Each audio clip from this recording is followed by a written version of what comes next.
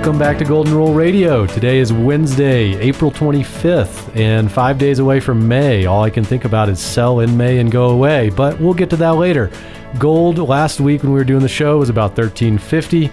It is bouncing off of $13.20 today, down about $30. Watching silver bounce off of $16.50, coming down from about $17.25. Platinum will probably close today's trading at a new low for the year, around $9.10.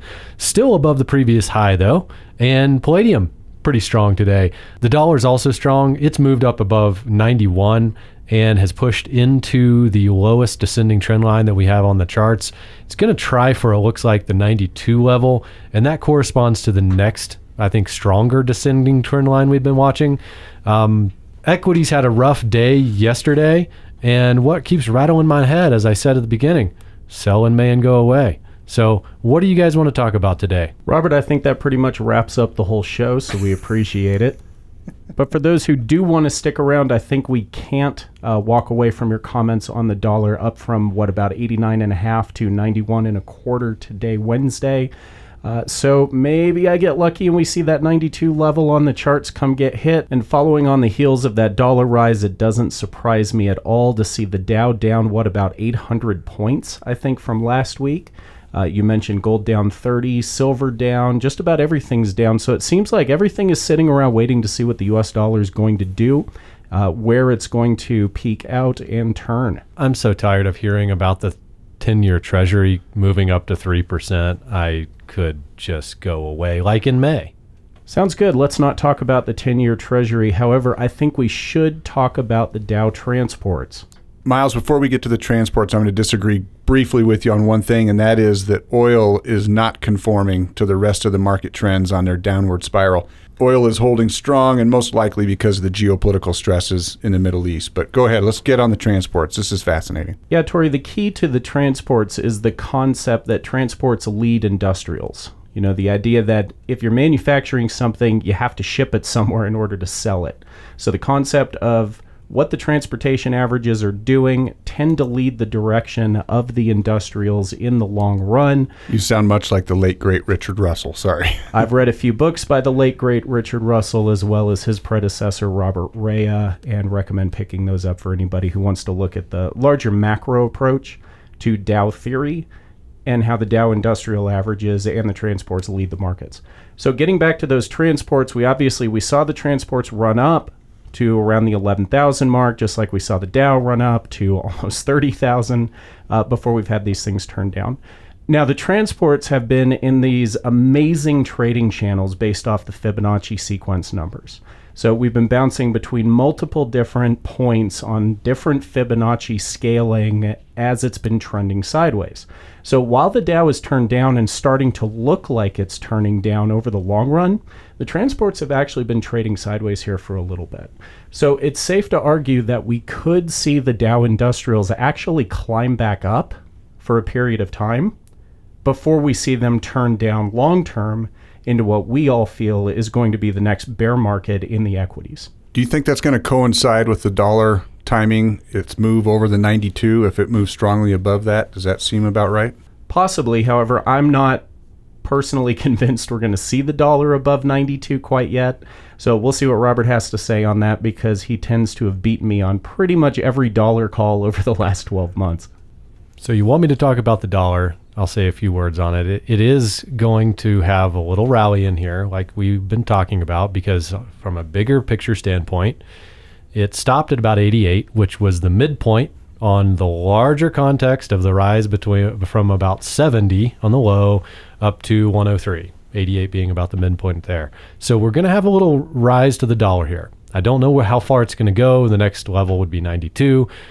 But this, I think, is your opportunity to see the dollar strengthening, the metals prices therefore somewhat weakening. That's your opportunity, because the dollar's long-term trend line is going to be down. It is bearish. It's going lower. So this boost in the dollar, that's your time to average back into gold and silver and platinum. Moving on from the dollar, we want to talk about sell in May and go away. What does that mean?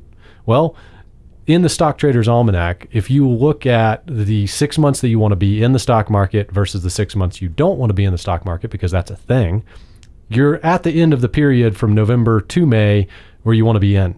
So from May to October, that shows an average of a decline versus the other 6 months. So we're at that cusp. We're 5 days away from May. Sometimes that gets front run in the market. And so that could be the volatility you saw yesterday, the sell-off. I think the big point in the sell-offs, when you see the equities market selling off, it is distribution days that are happening. That means that you have institutional money selling into the strength of the market, higher volume on the decline, lower volume on the rises. So you have money being taken out of the equities market. So I think that gives us 3 pretty strong reasons why the dollar's going up right now, right? I mean, we have the technical reason we've been talking about for months. We have the traditional seasonal reason as people are moving into their summer mindset and getting out of their equities position. But I think also most importantly, we've got some pretty big geopolitical reasons taking place in Europe and the Middle East.